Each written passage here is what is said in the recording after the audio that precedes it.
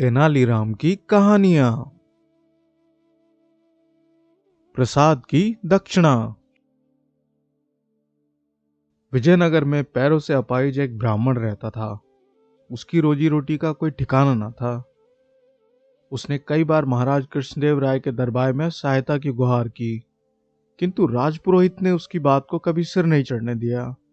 वह न जाने क्यों उससे जलता था। एक दिन किसी ने उसे तेनालीराम के पास जाने की सलाह दी। तब साहस करके वह एक दिन तेनालीराम के पास गया और उसे पूरी बात बताई। तेनालीराम ने भी पूरी गंभीरता से उसकी बात सुनी। क्षण भर कुछ सोचा, फिर उसके कान में कोई बात कहकर उसे विदा कर दिया। उस दिन महाराज नर्मदा के दूसरे तट पर महर्षि आश्रम जाने वाले थे। गुप्तचर ने सूचना दी थी कि वहां कोई सिद्ध संत आने वाले हैं। इस यात्रा पर महाराज के साथ तेनालीराम को भी जाना था। तेनालीराम राजमहल जाने की तैयारी कर रहे थे कि वह अपाहिज ब्राह्मण आ गया। उसे विदा करके तेनालीराम घर से निकले तो उन्हें याद आया कि यात्रा के लिए पानी का प्रबंध भी करना है, क्योंकि उन दिनों भयंकर गर्मी पड़ रही थी। अतः पानी का प्रबंध करते हुए तेनालीराम राजमहल जा पहुंचे। उनके पहुंचते ही काफिला चल पड़ा। आश्रम की दूरी लगभग 10 कोस थी। 5-6 कोस चलने के बाद महाराज ने पड़ाव डालने की आज्ञा दी। आमों के छायादार पेड़ों के नीचे पड़ाव डल गया। सभी ने हाथ मुंह धोकर भोजन प्रारंभ किया। अभी भोजन चल ही रहा था कि न जाने कैसे घड़ा लुढ़क गया और सारा पानी बह गया। अब क्या हो? सभी परेशान।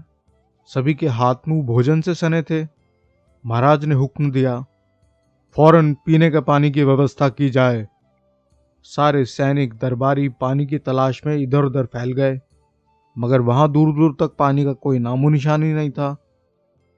तभी एक दरबारी आकर बोला, महाराज, दक्षिण दिशा में एक कुटिया में ठंडे पानी से भरे 6 घड़े रखे हैं, किंतु कुटिया खाली है।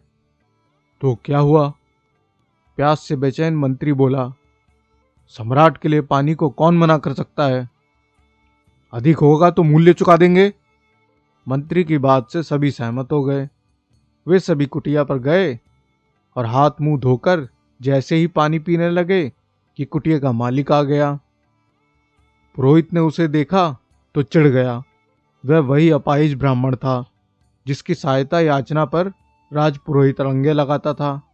वहां आकर वह हाथ जोड़कर राज दरबारियों को पानी पीते देखता रहा।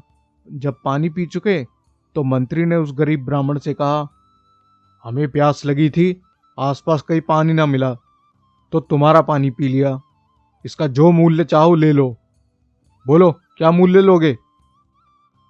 गरीब ब्राह्मण के बोलने से पहले ही राजपुरोहित बोल पड़ा, इससे क्या पूछना, 2-4 टके दे दें।